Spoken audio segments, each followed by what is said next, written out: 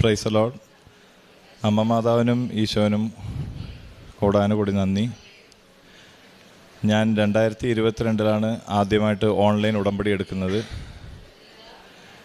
എൻ്റെ wife online ഉടമ്പടി എടുത്ത് പ്രാർത്ഥിക്കുന്നത് കണ്ടാണ് ഞാൻ ഉടമ്പടിയിലേക്ക് തന്നെ വരുന്നത്. 2022 മുന്നേ ഞാൻ പ്രാർത്ഥനയും കാര്യങ്ങളിലും ബാക്കി പള്ളി പോക്കും അങ്ങനെ ഒരു കാര്യങ്ങളിലും ഇടപെടാത്ത ഒരു വ്യക്തിയായിരുന്നു. 2022 എനിക്ക് പെട്ടെന്ന് എൻ്റെ ജോലി നഷ്ടപ്പെട്ടു. ജോലി നഷ്ടപ്പെട്ടതിൽ ഞാൻ എല്ലാ ദിവസവും ജോബുകൾ അപ്ലൈ ചെയ്യുന്നു. ഒരു ജോബും എനിക്ക് കിട്ടിയില്ല. ഓൾമോസ്റ്റ് ഒരു 10 മാസം വരെ എനിക്ക് ജോലിയൊന്നും കിട്ടിയില്ല. ഞാൻ ഉടമ്പടിയിൽ എല്ലാ കാര്യങ്ങളും എൻ്റെ ഭാര്യയോട് ചേർന്ന് എല്ലാം പാലിക്കുമായിരുന്നു. പക്ഷേ എനിക്ക് എന്താണ് അതിൽ കുറവെന്ന് എനിക്ക് കണ്ടുപിടിക്കാൻ പറ്റിയില്ല. അവസാനമായാണ് എനിക്കറിഞ്ഞത്, എൻ്റെ ഭാര്യ കല്യാണം കഴിഞ്ഞിട്ട് ഭാര്യയുടെ ചേട്ടൻ ഭാര്യയുടെ അടുത്ത് ഇതേവരെ സംസാരിച്ചിട്ടില്ലായിരുന്നു. അപ്പോൾ എനിക്കതൊരു കുറവായിട്ട് തോന്നി. ഉടമ്പടിയിലുള്ള കാര്യമാണ്. അപ്പോൾ എൻ്റെ വൈഫിൻ്റെ അടുത്ത് ഞാൻ 7-ാം മാസം തൊട്ട് ഞാൻ പറഞ്ഞിട്ടിരിക്കുകയാണ്, ചേട്ടൻ്റെ കൂടെ സംസാരിക്കണം, ചിലപ്പോൾ ഇതായിരിക്കും നമ്മുടെ തടസ്സം എന്ന്. പക്ഷേ വൈഫിന് ഒരിക്കലും സംസാരിക്കാനായിട്ടൊരു മനസ്സ് തോന്നിയില്ല. പിന്നെ 10-ാം മാസം ഞാനിങ്ങനെ ആവർത്തിച്ച് 7-ാം മാസം തൊട്ട് ഇങ്ങനെ പറഞ്ഞുകൊണ്ടിരിക്കുകയായിരുന്നു. അപ്പോൾ 10-ാം മാസം വൈഫിന് മനസ്സ് തോന്നി, ചേട്ടനോട് വിളിച്ച് സംസാരിക്കാമെന്ന് പറഞ്ഞ് വിളിച്ചപ്പോൾ എടുത്തത് ചേട്ടൻ്റെ ഭാര്യയായിരുന്നു. അപ്പോൾ ചേട്ടൻ്റെ ഭാര്യ ഇതുപോലെ ചേട്ടൻ്റെ അടുത്ത് കൊടുക്കാൻ പറഞ്ഞപ്പോൾ ചേട്ടന് ബിസിയാണ് എന്ന് പറഞ്ഞു. ഞാൻ പറഞ്ഞു, കുഴപ്പമില്ല, ദൈവം നമ്മൾ പറ്റാത്ത ആൾക്കാരോട് സംസാരിക്കണം എന്നാണല്ലോ ഉടമ്പടിയിലുള്ളത്. അപ്പം നീ എന്തായാലും ട്രൈ ചെയ്ത്, അതുകൊണ്ട് നമ്മളത് കുഴപ്പമില്ല, സംസാരിച്ചില്ലെങ്കിലും കുഴപ്പമില്ല, അവർക്കത് നീ വിളിച്ചെന്നെങ്കിലും അറിഞ്ഞല്ലോ എന്ന് ഞാൻ പറഞ്ഞു. അത് കഴിഞ്ഞ് ഒരാഴ്ച പോലും ആയില്ല, പെട്ടെന്ന് എനിക്കൊരു ഇൻ്റർവ്യൂ കോൾ വന്നു. ഞാൻ ബഹ്റൈനിലാണ് ജോലി ചെയ്യുന്നത്. അവിടെ വെച്ച് ഇൻ്റർവ്യൂ കോൾ വന്നപ്പോൾ ഞാൻ പോകുന്ന സ്ഥലത്ത് HR-നെ പെട്ടെന്ന് കണ്ടപ്പോഴാണ്, HR-ന് മാനേജർ ഒരു സ്ത്രീയായിരുന്നു, ഗർഭിണിയായ സ്ത്രീ. മാതാവ് എങ്ങനെയാണ് നമ്മൾ നേരിട്ട് കണ്ടാൽ എങ്ങനെ ഇരിക്കുമോ അതുപോലെ ഒരു വ്യക്തിയായിരുന്നു. പെട്ടെന്ന് എൻ്റെ അടുത്ത് വന്ന് പറഞ്ഞു, ഇതുപോലെ കമ്പനിയിൽ ഇതാണ് മാക്സിമം സാലറി ഞങ്ങൾ ഓഫർ ചെയ്യുന്നത് എന്ന് പറഞ്ഞു. ഒരു HR-ഉം ഒരിക്കലും ആരുടെ അടുത്തും സാലറി പാക്കേജിനെ കുറിച്ചൊന്നും പറയത്തില്ല, നമ്മളോടാണ് ചോദിക്കുന്നത് എത്ര സാലറി വേണമെന്ന്. അപ്പോൾ അങ്ങനെ സാലറി ഇതുപോലെ ഈ പാക്കേജാണെന്ന് പറഞ്ഞു. എനിക്കിവിടെ നാട്ടിൽ നിന്ന് കൃപാസനത്തിൽ നിന്ന് വന്നപ്പോൾ എനിക്ക് ഉടമ്പടി വസ്തുവായ ഉപ്പ് എനിക്ക് ഒരു വ്യക്തി കൊണ്ടുവന്ന് തന്നായിരുന്നു. അപ്പോൾ ഞാനത് ഫയലിൽ അത് ഉടമ്പടി ഒപ്പിട്ടിട്ടാണ് ഇൻ്റർവ്യൂ അറ്റൻഡ് ചെയ്തത്, എൻ്റെ റെസ്യൂമിലൊക്കെ. അപ്പം ഞാൻ എൻ്റെ റെസ്യൂം കൊണ്ടുപോയി ആ ഒപ്പിട്ട റെസ്യൂമാണ് ഞാൻ കൊടുത്തത്. പക്ഷേ അത് നോക്കിയപ്പോൾ പുള്ളിയുടെ കയ്യിൽ ഇനിയൊരു റെസ്യൂം ഉണ്ടായി. ആ ഒപ്പിട്ട റെസ്യൂം അവിടെ ടേബിളിൽ വെച്ചിട്ട്, ആ റെസ്യൂം പഴയ റെസ്യൂമായിരുന്നു എൻ്റെ. അതിൽ വളരെ അത്രയും എക്സ്പീരിയൻസും കാര്യങ്ങളും ഞാൻ കറക്റ്റായിട്ട് മെൻഷൻ ചെയ്യാത്ത ഒരു നോർമൽ CV ആയിരുന്നു. പക്ഷേ പുള്ളി ചോദിച്ച 2 ചോദ്യങ്ങളാണ്. എപ്പോൾ ജോയിൻ ചെയ്യും, എത്ര ശമ്പളം വേണമെന്ന്. ശമ്പളം ഓൾറെഡി HR പറഞ്ഞുകൊണ്ട് ഞാൻ അത് തന്നെ പറഞ്ഞു. അത് പുള്ളി സമ്മതിക്കുകയും ചെയ്തു. അങ്ങനെ പെട്ടെന്നായിരുന്നു എനിക്ക് എല്ലാം സംഭവിച്ചത്. ഒരു ചെറിയ കാര്യത്തിൽ നമ്മൾ വിട്ടുപോയതിൽ പെട്ടെന്ന് എല്ലാം ശരിയായെന്നുള്ളൊരു ഫീലിംഗ് ആയി. പിന്നെ ഈ 10 മാസത്തിൽ ഞാൻ അവിടെ ഗൾഫിൽ എല്ലാവർക്കും അറിയാം, അവിടെ 1 മാസം റെൻറ്റ് കൊടുത്തില്ലെങ്കിലും നമുക്ക് അവിടുത്തെ അറബികളായാലും ഏറ്റവും കൂടുതൽ പ്രശ്നമാണ് നമുക്ക്. പക്ഷേ ഞാൻ 10 മാസമായിട്ട് റെൻ്റൊന്നും കൊടുത്തില്ല. അതിനു മുന്നേയും അങ്ങനെ ഇടയ്ക്കിടയ്ക്ക് പുള്ളി ചോദിക്കുമെന്നെങ്കിലും എനിക്ക് ആ റെൻറ്റ് എനിക്ക് ജോലിയില്ല എന്നുള്ളതുകൊണ്ട് പുള്ളി കുഴപ്പമില്ല എന്നുള്ള പോലത്തെ രീതിയിലാണ് പുള്ളി സംസാരിച്ചത്. അത്രയും ഹാർഷായിട്ട് ഒന്നും ബിഹേവ് ചെയ്തില്ല. പക്ഷേ എനിക്ക് ജോലി കിട്ടി എന്ന് അറിഞ്ഞപ്പോൾ പുള്ളി പറഞ്ഞ്, ഇനി ഇലക്ട്രിസിറ്റിയുടെ പേയ്മെൻറ്റ് ഞാൻ ചെയ്യത്തില്ല, നീ റെൻറ്റും കൊടുക്കുന്നില്ല, ഇലക്ട്രിസിറ്റിയുടെ ഞാനാണ് കൊടുക്കുന്നത്, അതുകൊണ്ട് ഞാൻ ഇലക്ട്രിസിറ്റി കട്ട് ചെയ്യുമെന്ന് പറഞ്ഞ് പെട്ടെന്നൊരു ജോലി കിട്ടി പിറ്റേ ദിവസം തന്നെ എനിക്ക് ഇലക്ട്രിസിറ്റി അവിടെ കട്ട് ചെയ്തു. അവിടുത്തെ ഗൾഫിൻ്റെ ചൂടിൽ നിങ്ങൾക്കറിയാം, ഒരിക്കലും നമുക്ക് ഒരു മണിക്കൂർ പോലും നിൽക്കാൻ പറ്റില്ല. പക്ഷേ ഞങ്ങൾ ഒരാഴ്ച വീതം ഫുൾ ആൻഡ് ഫുള്ള് ഇലക്ട്രിസിറ്റി ഇല്ലാണ്ട് വെറുതെ മെഴുകുതിരി മാത്രം കത്തിച്ച് അങ്ങനെ ഞങ്ങൾ ഒരാഴ്ച കടന്നുപോയി. അപ്പോൾ എനിക്ക് ഒരാഴ്ചത്തെ ശമ്പളം കിട്ടി, പുതിയ ജോലിക്ക് ജോയിൻ ചെയ്ത ശമ്പളം കിട്ടി. ഞാൻ വീട് മാറി, അങ്ങനെ വേറെ വീട്ടിലേക്ക് താമസത്തിലേക്ക് പോയി. പിന്നെ ഞാൻ ഒരു ദിവസം പോലും കുർബാന മുടങ്ങാറില്ല. എല്ലാ ദിവസവും ഞങ്ങൾ കുർബാനക്ക് പോകാറുണ്ട്. അപ്പോൾ ഈ 10 മാസത്തിൽ എൻ്റെ ജോലി പോയതിൽ കുറേ കടബാധ്യതയിലേക്ക് ഉള്ളായി. കുറഞ്ഞതൊരു 25 ലക്ഷത്തിൻ്റെ അടുക്കെ കടബാധ്യതയിലേക്ക് ഞാൻ പോയി. പലിശയും എല്ലാം കൂടി പ്രശ്നങ്ങളിലേക്ക് ഞാൻ പോയി. എൻ്റെ അവിടുത്തെ ബാങ്കുകളിലെ സിബിൽ സ്കോർ എന്ന് പറയും, അതെല്ലാം വളരെയധികം മോശമായിരുന്നു. എനിക്ക് ഒരു ബാങ്കും അവിടെ ബഹ്റിനിൽ ലോൺ കൊടുക്കത്തില്ലായിരുന്നു. അപ്പോൾ ഞാൻ ഇങ്ങനെ ജോലി കിട്ടി ഒരു 2-3 കൊല്ലമായിട്ട് ഞാൻ ട്രൈ ചെയ്തുകൊണ്ടിരിക്കുകയാണ് ഓരോ ബാങ്കുകളിലും. പക്ഷേ ഒരു ബാങ്കുകളിലും എനിക്ക് ലോൺ അനുവദിക്കുന്നില്ല. അപ്പോൾ ഈ ഇടയ്ക്ക് മാതാവിൻ്റെ പെരുന്നാൾ സെപ്റ്റംബർ മാസം 10 ദിവസത്തെ പെരുന്നാൾ അവിടെ പള്ളിയിൽ ആഘോഷിച്ചായിരുന്നു. അപ്പോൾ ഞാൻ മാതാവിൻ്റെ അടുത്ത് ഞാനിങ്ങനെ ജസ്റ്റ് പ്രാർത്ഥിച്ചു, ഇതുപോലെ ജപമാല റാലിക്ക് എനിക്ക് പോകാനായിട്ട് വളരെയധികം താല്പര്യമുണ്ട്. ഇന്നേ വരെ ഞാൻ മാതാവിൻ്റെ അടുത്ത് ഞാൻ ചോദിച്ചിട്ടില്ല. അപ്പോൾ ഇത് സംഭവിക്കില്ലെന്ന് എനിക്ക് അറിയാം, എന്നാലും മാതാവിനോട് ചോദിക്കുന്നു എന്ന് ആ ഒരു വിശ്വാസത്തിൽ ഞാനിങ്ങനെ ചോദിച്ചു. അപ്പോൾ ഞാൻ പറഞ്ഞത് മാതാവിൻ്റെ പെരുന്നാൾ കഴിയുമ്പോൾ എനിക്ക് ഒരു റിസൾട്ട് തരണം എന്നായിരുന്നു. ഞാൻ ഒരു ദിവസം എൻ്റെ കടങ്ങളെല്ലാം ഞാനും എൻ്റെ ഭാര്യയും കൂടി വാട്സാപ്പിൽ ടൈപ്പ് ചെയ്ത് ഞാൻ വൈഫിന് അയച്ചായിരുന്നു. ഞങ്ങൾ രണ്ടുപേരും ഡിസ്കസ് ചെയ്ത് ഇത്ര കടങ്ങളുണ്ടെന്ന്. അത് എല്ലാ ദിവസവും ഞാൻ മാതാവിൻ്റെ പെരുന്നാളിന് പോകുമ്പോൾ ആ മാതാവിൻ്റെ കാലിൽ ഇങ്ങനെ വാട്സാപ്പ് മെസ്സേജ് മാത്രം ഓപ്പൺ ചെയ്യും, എന്നിട്ട് ആ കാലിൽ വെച്ച് പ്രാർത്ഥിക്കുമായിരുന്നു, മാതാവേ എന്തെങ്കിലും ചെയ്യണേ എന്ന്. 3-ാമത്തെ ദിവസം കഴിഞ്ഞു. 4-ാമത്തെ ദിവസം ഞാൻ ആ വാട്സപ്പ് മെസ്സേജ് ഓപ്പൺ ചെയ്ത് നോക്കുമ്പോൾ your message has been deleted എന്നുള്ള ആ ഒരു സെൻറ്റൻസാണ് ഞാൻ കണ്ടത്. ഞാൻ കണ്ടപ്പോൾ വളരെയധികം ഷോക്കായിപ്പോയി. എന്തെന്നാൽ അത്രയും ആലോചിച്ചൊക്കെയാണ് ഓരോ കടങ്ങളും കാര്യങ്ങളും എല്ലാം ടൈപ്പ് ചെയ്ത് വെച്ചിരുന്നത്. ഞാൻ നേരെ എൻ്റെ ഭാര്യയുടെ അടുത്ത് പോയി ചോദിച്ചു, ഇതുപോലെ എന്ത് പറ്റി, ഇത് കടങ്ങൾ ഇങ്ങനെ വെച്ചിരുന്ന് നമ്മൾ ടൈപ്പ് ചെയ്ത് വെച്ച കാര്യങ്ങൾ നീ വല്ലതും ഡെലിറ്റ് ചെയ്താന്ന് ചോദിച്ചു. അപ്പോൾ വൈഫ് പറഞ്ഞു, ഞാൻ നിങ്ങളുടെ മൊബൈൽ യൂസ് ചെയ്തിട്ട് പോലും ഇല്ല, ഇത് ഉറപ്പായിട്ടും അമ്മ മാതാവാണ് ഡിലീറ്റ് ചെയ്തേക്കണമെന്ന് പറഞ്ഞു. അപ്പോഴാണ് എനിക്ക് ക്ലിക്കായത്. അപ്പോൾ ഞാൻ വിചാരിച്ചു എന്തൊക്കെയോ മാതാവ് പ്രവർത്തിക്കുന്നുണ്ട് എന്നുള്ള ഒരു രീതിയിൽ ഞാൻ വളരെയധികം വിശ്വസിച്ചു.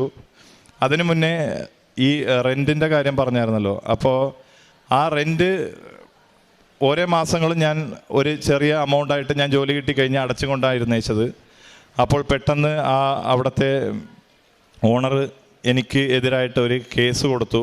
ഈ പൈസ മൊത്തം വേണം എന്നും പറഞ്ഞ് എനിക്ക് കേസ് കൊടുത്ത് ട്രാവൽ ബാൻ ആക്കി. എനിക്ക് അവിടെ നിന്ന് ഇങ്ങോട്ട് വരാനും പറ്റില്ല. ആകെ കടങ്ങളും എല്ലാ പ്രശ്നങ്ങളിലും ഞാൻ കുടുങ്ങി. അവസാനം ഞാനിങ്ങനെ കോർട്ടും കേസുമായിട്ട് ഓരോ ദിവസങ്ങൾ കയറി ഇറങ്ങുമായിരുന്നു. കോർട്ടിങ്ങനെ വിധി പറഞ്ഞ് നീണ്ടു പോവായിരുന്നു. അപ്പോൾ പെട്ടെന്ന് കേസ് കുറച്ചും കൂടി സ്ട്രോങ് ആയി എന്നെ അറസ്റ്റ് ചെയ്യും എന്നുള്ള രീതിയിലേക്ക് ആകുന്ന ഒരു ദിവസം എത്തി. അപ്പോൾ ഞാനിങ്ങനെ പള്ളിയിൽ നിൽക്കുമ്പോൾ ഒരു കൂട്ടുകാരനോട് ഇങ്ങനെ ജസ്റ്റ് ഇതിനെക്കുറിച്ച് ഞാൻ പറഞ്ഞിരുന്നു, നാളെ ഇതുപോലെ പ്രശ്നമാണ്, നാളെ എന്താവെന്ന് അറിയില്ല, ഇത്ര പൈസ അടക്കാനുണ്ട്. ഞാൻ ഓണറിൻ്റെ അടുത്ത് സംസാരിച്ചിട്ടും പുള്ളിയൊന്നും കേസ് പിൻവലിക്കുന്ന പോലെ ഇല്ല എന്ന് പറഞ്ഞു. അപ്പോൾ പെട്ടെന്നാണ് ആ കൂട്ടുകാരൻ പറയുന്നത്, ഞാൻ ഇന്നൊരു ലോൺ എനിക്ക് പേഴ്സണലായിട്ട് ഞാൻ അപ്ലൈ ചെയ്തായിരുന്നു. അപ്പോൾ അത് നീ എന്തുകൊണ്ട് നേരത്തെ പറഞ്ഞില്ല? ഞാനത് ഓൾറെഡി സാങ്ഷനായി, ഇനി നാളെ എനിക്ക് അമൗണ്ട് കിട്ടും എന്നുള്ള രീതിയിലാണ് നിൽക്കണം, ഞാൻ വേണമെങ്കിൽ അവരോട് സംസാരിക്കാമെന്ന് പറഞ്ഞു. പെട്ടെന്ന് പുള്ളി സംസാരിച്ചിട്ട് നിനക്ക് എത്ര അമൗണ്ട് വേണമെന്ന് ചോദിച്ചു. അപ്പോൾ ഞാൻ പുള്ളിയെടുത്ത് ഇത്ര അമൗണ്ട് എനിക്ക് കൊടുത്താലേ ഈ കേസ് പിൻവലിക്കുള്ളൂ എന്നുള്ള പോലെ പുള്ളി പറയുന്നെന്ന് പറഞ്ഞ് അവസാനം പുള്ളി ഉടനെ പുള്ളിയുടെ ലോൺ അല്ലാതെ എൻ്റെ അമൗണ്ടും കൂടി പുള്ളി ആഡ് ചെയ്ത് എനിക്ക് വേണ്ടി പുള്ളി ലോൺ എടുത്ത് പിറ്റേ ദിവസം തന്നെ ആ അമൗണ്ടും എനിക്ക് പുള്ളി കൊണ്ടുവന്ന് കയ്യിൽ തന്നു. വളരെയധികം അത്ഭുതമായിരുന്നു, എന്തെന്ന് പറയാനറിയില്ല. മാതാവിൻ്റെ ഓരോ പ്രവൃത്തികൾ എന്നെക്കൊണ്ട് വിശ്വസിക്കാൻ പറ്റാണ്ടായി. മാതാവ് നമ്മുടെ കൂടെ ഉണ്ടെന്നുള്ളത് അടയാളം ഞാനൊന്നും ചോദിച്ചില്ലെങ്കിൽ പോലും ഓരോ അടയാളങ്ങൾ വഴി മാതാവ് ഞങ്ങളിൽ പ്രവർത്തിച്ചു. അപ്പോൾ അങ്ങനെ ആ ഒരു ട്രാവൽ ബാൻ മാറി ആ ഒരു പൈസ അടച്ചതോടെ പിന്നെ ഞാൻ ഇങ്ങനെ മാതാവിൻ്റെ അടുത്ത് ഈ പെരുന്നാളിന് പ്രാർത്ഥിച്ചുകൊണ്ടിരുന്നപ്പോൾ ആ മെസ്സേജ് ഡിലീറ്റായി കഴിഞ്ഞ് ലാസ്റ്റ് ദിവസം ഒരു 2 ദിവസം എന്തോ ഉള്ളു പെരുന്നാളിന്. അപ്പോൾ മാതാവിനെ ലാസ്റ്റ് ദിവസം നമ്മൾ എടുത്തു വെക്കണം. മാതാവിനെ അകത്ത് പള്ളിയുടെ അകത്ത് കൊണ്ടുപോയി വെക്കുന്ന ഒരു ഇതുണ്ട്. പള്ളിയിൽ നിന്ന് മാതാവിനെ ഫാദറിൻ്റെ റൂമിൽ കൊണ്ടുപോയി വെക്കുന്ന. അതിൻ്റെ മുന്നത്തെ ദിവസം ഞാൻ വെറുതെ സാധനങ്ങൾ മേടിക്കാൻ വേണ്ടി ലുലുവിൽ പോയായിരുന്നു. അപ്പോൾ സാധനങ്ങൾ മേടിക്കാൻ പോയപ്പോൾ ഒരു ബാങ്കിൻ്റെ ഒരു സ്റ്റോൾ ഇട്ടിട്ടുണ്ട്. ആ ബാങ്കിൻ്റെ വ്യക്തി എന്നെ വിളിച്ചിട്ട് ഇതുപോലെ ഞങ്ങൾ ക്രെഡിറ്റ് കാർഡും ലോണൊക്കെ തരുന്നുണ്ട്, നിങ്ങൾക്ക് ആവശ്യമുണ്ടാകുമെന്ന് ചോദിച്ചു. ഞാൻ പറഞ്ഞ് ഒരിക്കലും എനിക്ക് ലോണോ ക്രെഡിറ്റ് കാർഡോ ബാക്കി ഒന്നും കിട്ടത്തില്ല, എന്നാൽ എൻ്റെ സിവിൽ സ്കോർ ഒന്നുമില്ല, അല്ലാണ്ട് എനിക്ക് പല പ്രശ്നങ്ങളായി ഒരു ബാങ്കും എനിക്ക് ലോണ് തരില്ല എന്നാണ് 2 കൊല്ലങ്ങളായിട്ട് ഞാൻ ഓരോ ബാങ്കുകളിൽ പോകുമ്പോൾ ഞാൻ കേൾക്കുന്നത്. അപ്പം ഞാൻ പറഞ്ഞ് നിങ്ങൾക്ക് നിങ്ങളുടെ ജോലിയുടെ രീതിയിൽ നോക്കുമ്പോൾ നിങ്ങൾക്ക് എന്തെങ്കിലും വല്ല ഇൻസെൻറ്റീവ് എന്തെങ്കിലും കിട്ടുമായിരിക്കും, ഓക്കെ നിങ്ങൾ അപ്ലൈ ചെയ്തോ, പക്ഷേ കിട്ടില്ല എന്ന് ഞാൻ പറഞ്ഞിട്ട് ഞാൻ പുള്ളിയെടുത്ത് ഡീറ്റെയിൽ മാത്രം കൊടുത്തിട്ട് പോന്നു. അപ്പോൾ പുള്ളി പറഞ്ഞു ഇതുപോലെ അപ്ലൈ ചെയ്ത് 85% 90% ആയി, എല്ലാം ഓക്കെ ആണെന്ന് പറഞ്ഞു. ഞാനും വിചാരിച്ചു ഓക്കെ ഇതൊക്കെ എല്ലാം നടക്കുന്നതാണ്, നമ്മൾ പണ്ടും കണ്ടതാണ്.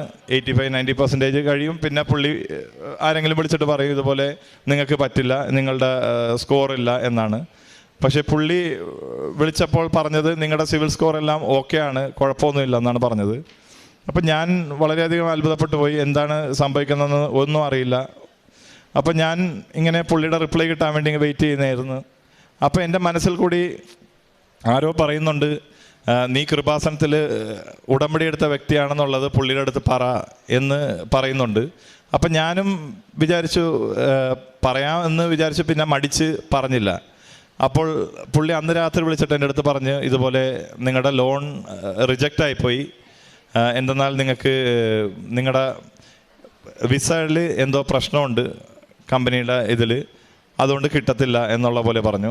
ഞാൻ പറഞ്ഞു ഇത് തന്നെയാണ് ഞാൻ നിങ്ങളുടെ അടുത്ത് പറഞ്ഞത്, ലോൺ കിട്ടത്തില്ലെന്ന്, നിങ്ങളും പറഞ്ഞിട്ട് കേട്ടില്ല, ഓക്കെ എന്ന് പറഞ്ഞ് ഞാൻ ഫോൺ കട്ട് ചെയ്തു. കുറച്ച് നേരം കഴിഞ്ഞ് പുള്ളി വിളിച്ചിട്ട് പറഞ്ഞു വേറെ ഒരു ലോണുണ്ട്, ഞാൻ ഒന്നും കൂടി ലാസ്റ്റ് ട്രൈ ആയിട്ട് ഞാൻ അപ്ലൈ ചെയ്യാമെന്ന് പറഞ്ഞു. അപ്പോൾ ഞാൻ വിചാരിച്ചു ഓക്കെ കുഴപ്പമില്ല എന്തായാലും ചെയ്യട്ടെ എന്ന് പറഞ്ഞിട്ട് ഞാനും പറഞ്ഞു. അന്നാണ് മാതാവിൻ്റെ പെരുന്നാൾ കഴിയാറാവുന്ന ദിവസം അടുക്കാറായി. അപ്പോൾ പുള്ളി ഒന്നും കൂടി അപ്ലൈ ചെയ്തു, ലോൺ അപ്ലൈ ചെയ്തിട്ട് എൻ്റെ അടുത്ത് പറഞ്ഞു, പിന്നെ വിളിച്ചിട്ട് ഒരു ദിവസം കൊണ്ട് തന്നെ പ്രോസസ്സ് എല്ലാം കഴിഞ്ഞു, 95% നിങ്ങളുടെ പ്രോസസ്സ് കഴിഞ്ഞു, ഇനിയൊരു 5% കൂടിയേ ഉള്ളൂ എന്ന് പറഞ്ഞു. അന്ന് തിങ്കളാഴ്ചയായിരുന്നു. അപ്പോൾ ഞാൻ പറഞ്ഞ് പുള്ളിയെടുത്ത് നിങ്ങൾക്ക് കൃപാസനത്തിനെ കുറിച്ച് അറിയാമെന്ന് ചോദിച്ചു. അപ്പോൾ പുള്ളി പറഞ്ഞു എനിക്കറിയാം, ഞാൻ കേട്ടിട്ടുണ്ടെന്ന് പറഞ്ഞു. പുള്ളി ഒരു ഹൈന്ദവനാണ്. അപ്പോൾ പുള്ളി പറഞ്ഞപ്പോൾ ഞാൻ പുള്ളിയെടുത്ത് ഞാൻ പറഞ്ഞു ഇതുപോലെ കൃപാസനത്തിൽ ഉടമ്പടി എടുത്ത വ്യക്തിയാണ് ഞാൻ, അമ്മ മാതാവിനെ എനിക്ക് 95% ചെയ്യാൻ പറ്റുമെങ്കിൽ ഈ 5% ഉറപ്പായിട്ടും അമ്മ മാതാവ് ചെയ്യും. എന്തുകൊണ്ടാണ് ചെയ്യാത്തതെന്ന് വെച്ചാൽ എനിക്കെല്ലാം ചൊവ്വാഴ്ചകളിലാണ് നടക്കുന്നത്. അപ്പോൾ നാളെ ചൊവ്വാഴ്ചയാണ്, അപ്പോൾ നാളെ എൻ്റെ ലോൺ പാസ്സാകും, നിങ്ങളത് കാണാൻ തന്നെ പോണത് എന്ന് പറഞ്ഞു. അപ്പോൾ പുള്ളി തിരിച്ചെൻ്റെ അടുത്ത് പറഞ്ഞു ഇനിയെല്ലാം ദൈവത്തിൻ്റെ കയ്യിലാണ് എന്ന് പുള്ളി എൻ്റെ അടുത്ത് പറഞ്ഞു. അതേപോലെ തന്നെ അന്ന് രാത്രി മാതാവിനെ പള്ളിയുടെ അകത്തുനിന്ന് അച്ഛൻ്റെ റൂമിൽ കൊണ്ടുവന്ന് വെക്കുന്ന ഒരു പരിപാടി ഉണ്ടായി. എല്ലാം പെരുന്നാൾ കഴിഞ്ഞു, മാതാവിനെ ഞാൻ കൊണ്ടുവന്ന് ഞാനും 1-2 വ്യക്തികൾ പൊക്കി കൊണ്ടുവന്ന് വെച്ചു. അപ്പോൾ അന്ന് രാത്രി ഞാൻ ഉറങ്ങാൻ കിടക്കുമ്പോൾ എനിക്ക് സത്യം പറഞ്ഞാൽ ഹാർട്ട് അറ്റാക്ക് വന്നില്ലെന്നേ ഉള്ളൂ, അത്രക്കത്ര എനിക്ക് ടെൻഷനാണ്. എന്തെന്നാൽ എൻ്റെ ജീവിതം തന്നെ മാറുന്ന ഒരു സംഭവമാണിത്, ഈ ലോൺ കിട്ടിക്കഴിഞ്ഞാൽ. അപ്പം ഞാൻ മാതാവിൻ്റെ അടുത്ത് ഇങ്ങനെ രാത്രി പ്രാർത്ഥിച്ചിട്ട് ഞാൻ പറഞ്ഞായിരുന്നു മാതാവേ നാളെ എനിക്ക് വന്ന് ഈ ലോൺ യെസ് ഓർ നോ എന്നുള്ളത് എനിക്കൊരു 9:30 മണിക്കുള്ളിൽ എങ്ങനെയെങ്കിലും മാതാവിൻ്റെ അവിടെ 9:30 മണിക്കാണ് ഇവിടുത്തെ ധ്യാനം തുടങ്ങുന്നത്. അപ്പോൾ ഞാൻ പറഞ്ഞു ഇതുപോലെ 9:30 മണിക്കുള്ളിൽ എനിക്ക് റിസൾട്ട് അറിയണം, അമ്മ മാതാവ് എന്തായാലും എനിക്കത് യെസ് ഓർ നോ എന്നുള്ളത് പറഞ്ഞാൽ മതി, അതിനെക്കുറിച്ച് പിന്നെ ഞാൻ ബോധറാവില്ല എന്തെന്നാൽ എനിക്കറിയാം. അപ്പോൾ ഞാനങ്ങനെ പറഞ്ഞ് ഞാൻ വിശ്വാസ പ്രമാണം പറഞ്ഞ് അങ്ങനെ കിടന്നുറങ്ങി. പിറ്റേ ദിവസം രാവിലെ ഞാൻ ജോലിക്ക് പോയിട്ട് ഞാൻ വിജയകുമാർ ബ്രദറിൻ്റെ ടോക്സ് ഇങ്ങനെ കണ്ടുകൊണ്ടിരിക്കണമായിരുന്നു കാലത്ത്. അപ്പോൾ ഓൾമോസ്റ്റ് ഒരു 8:30 മണി 8:45 ആയി, 9 മണിയായി. ഞാനിങ്ങനെ വിചാരിച്ചിട്ടിരിക്കണേ 9:30 വരെ ഉള്ള ടൈം, ഇതിനുള്ളിൽ അറിയിക്കാനാണ് മാതാവിൻ്റെ അടുത്ത് ഞാൻ പറഞ്ഞത്.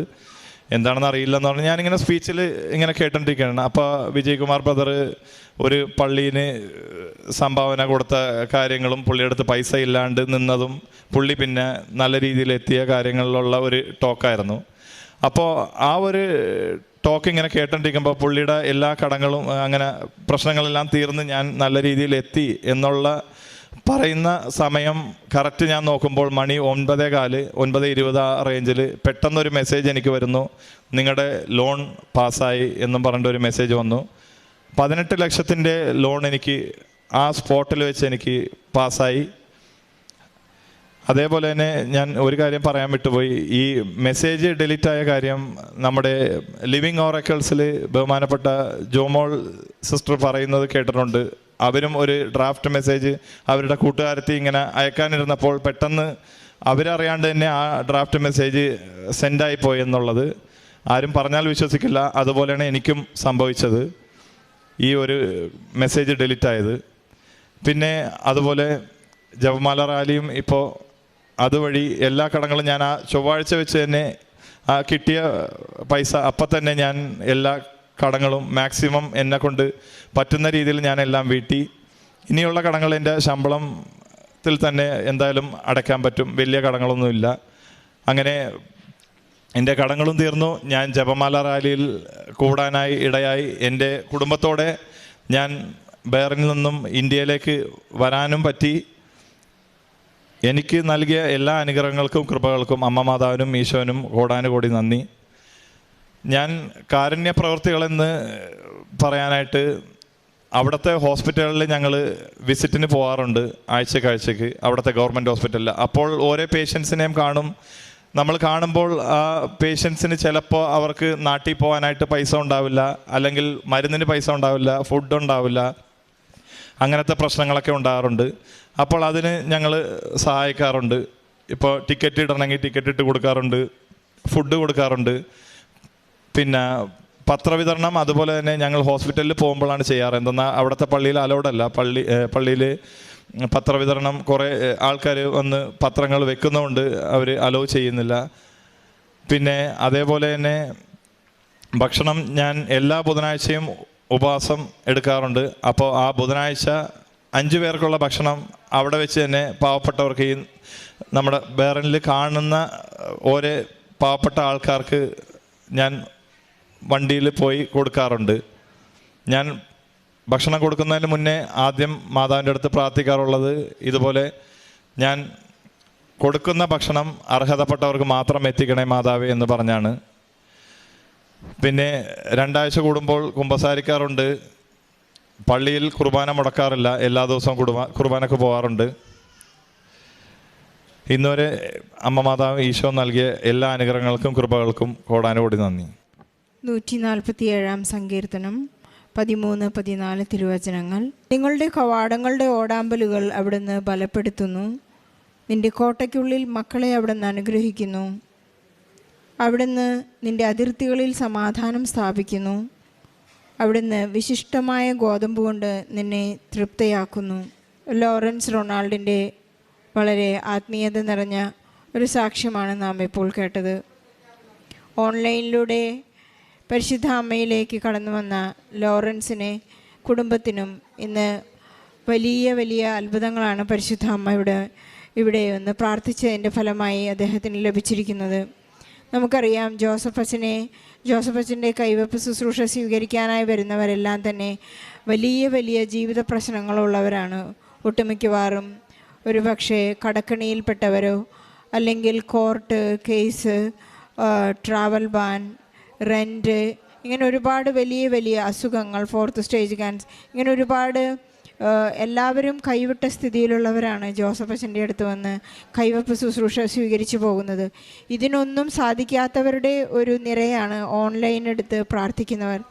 ലോറൻസ് ഓൺലൈൻ ഉടമ്പടി എടുത്ത് പ്രാർത്ഥിച്ചപ്പോൾ അദ്ദേഹത്തിന് പരിശുദ്ധ അമ്മ വെളിപ്പെടുത്തി കൊടുത്ത ഒരു വലിയ കാര്യമാണ് ക്ഷമിക്കുക എന്നുള്ളത്.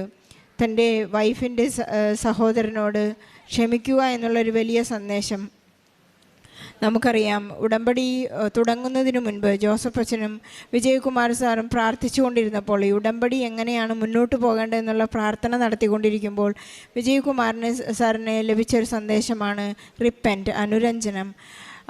ജോസഫ് അച്ഛന് കിട്ടിയ മെസ്സേജാണ് ബ്ലെസ്സിങ്, അനുഗ്രഹവും അനുരഞ്ജനവും ഒന്നിച്ചു പോകുന്നതാണെന്ന് അന്ന് ജോസഫ് അച്ഛൻ നമ്മെ അറിയിക്കുകയുണ്ടായി. ഉടമ്പടിക്ക് ഏറ്റവും ബേസിക് ഫണ്ടമെൻ്റലായിട്ടുള്ള ഒരു വലിയ 2 കാര്യങ്ങളാണ്. അനുരഞ്ജനം കൂടാതെ അനുഗ്രഹം സാധ്യമല്ല എന്നുള്ളത്. ലോറൻസിനെ പരിശുദ്ധ അമ്മ നയിച്ച ആ വഴികളിലൂടെ കൃത്യമായി നടന്നുകൊണ്ടിരുന്നപ്പോൾ പരിശുദ്ധ അമ്മയുടെ ജന്മദിനത്തിനായി ഒരു വലിയ സമ്മാനമാണ് അദ്ദേഹത്തിന് ലഭിച്ചത്. തൻ്റെ ജീവിതത്തിലുള്ള വലിയ കടക്കണി, തൻ്റെ ട്രാവൽ ബാൻ, അതുപോലെ തന്നെ കോർട്ട് കേസ്, എല്ലാത്തിൽ നിന്നും വലിയ വലിയ വിടുതലുകൾ നൽകി ഒരു അനുരഞ്ജനത്തിലൂടെ വന്ന ഒരു വലിയ മിറാക്കിൾ, ഒരു വലിയ അത്ഭുതമാണ് അദ്ദേഹം ഇവിടെ ഏറ്റുപറഞ്ഞത്. നമുക്കറിയാം, ലോൺ കൊടുക്കാനുള്ളൊരു സന്മനസ് കാണിക്കുന്ന ഒരു സുഹൃത്ത് പരിശുദ്ധ അമ്മ നമുക്ക് വേണ്ടി എപ്പോഴും കാനായിലെ വിവാഹത്തിലെ ആ ലഹരി പിടിപ്പിക്കുന്ന വീഞ്ഞ് നമുക്കിപ്പോഴും നൽകിക്കൊണ്ടിരിക്കുകയാണ്. നമ്മുടെ പച്ചവെള്ളം പോലെ യാതൊരു ടേസ്റ്റില്ലാത്ത ആ ജീവിതത്തിലേക്ക് നമ്മുടെ സുഹൃത്തുക്കളായും ദൂതന്മാരായും എല്ലാം പരിശുദ്ധ അമ്മ നമ്മുടെ ജീവിതത്തിലേക്ക് കടന്നു വരുന്നതായിട്ട് നമുക്ക് കാണാം. അദ്ദേഹം പറയുകയുണ്ടായി, എല്ലാ ചൊവ്വാഴ്ചകളിലുമാണ് എനിക്ക് എൻ്റെ ജീവിതത്തിൽ അത്ഭുതങ്ങൾ നടക്കുന്നത്. ചൊവ്വാഴ്ച എന്ന് പറയുന്നത് നമ്മുടെ ധ്യാന ദിവസമാണ്. ജോസഫ് അച്ഛൻ നമ്മെ വളരെയധികം ഒരുക്കത്തോടെ അച്ഛൻ്റെ വലിയ സാക്രിഫൈസോടുകൂടി ഉപവസിച്ച് പ്രാർത്ഥിച്ചുകൊണ്ട് നമുക്ക് നൽകുന്ന സന്ദേശങ്ങളും അനുഗ്രഹങ്ങളുമാണ് ചൊവ്വാഴ്ച ധ്യാനത്തിൽ നമുക്ക് കിട്ടിക്കൊണ്ടിരിക്കുന്നത്. അദ്ദേഹം ഒരുപാട് മെസ്സേജുകളും വാഗ്ദാനങ്ങളും എല്ലാം ഈശോയിൽ നിന്ന് പ്രാപിച്ച പരിശുദ്ധ അമ്മയുടെ മാധ്യസ്ഥം വഴി ലഭിക്കുന്ന ഒരുപാട് മെസ്സേജുകൾ നമുക്ക് ലഭിക്കുന്നുണ്ട്. ലോറൻസിനെ കിട്ടിയിട്ടുള്ള എല്ലാ അനുഗ്രഹങ്ങളും സന്ദേശങ്ങളുമെല്ലാം ചൊവ്വാഴ്ചകളിലാണ്. പരിശുദ്ധ അമ്മ കൂടെ നടന്ന ഈ വലിയ സാക്ഷ്യത്തിന് ഈശോയ്ക്കും പരിശുദ്ധ അമ്മയ്ക്കും നന്ദി പറയാം. അതുപോലെ തന്നെ പ്രവാസികളായി കഴിയുന്ന വളരെ വിഷമത അനുഭവിക്കുന്ന എല്ലാ മക്കളെയും സാക്ഷ്യത്തോട് ചേർത്ത് വെച്ച് ഓൺലൈനിൽ പ്രാർത്ഥിച്ചുകൊണ്ടിരിക്കുന്നവരെയും കൃപാസനത്തിൽ എത്തിച്ചേരാൻ സാധിക്കാത്ത മക്കളെയും എല്ലാവരെയും സമർപ്പിച്ച് പ്രാർത്ഥിച്ചുകൊണ്ട് ലോറൻസിനും കുടുംബത്തിനും ലഭിച്ച എല്ലാ അനുഗ്രഹങ്ങൾക്കും ഈശോയ്ക്കും പരിശുദ്ധ അമ്മയ്ക്കും നല്ലൊരു കയ്യടി നൽകി സാക്ഷ്യം നമുക്ക് സമർപ്പിക്കാം.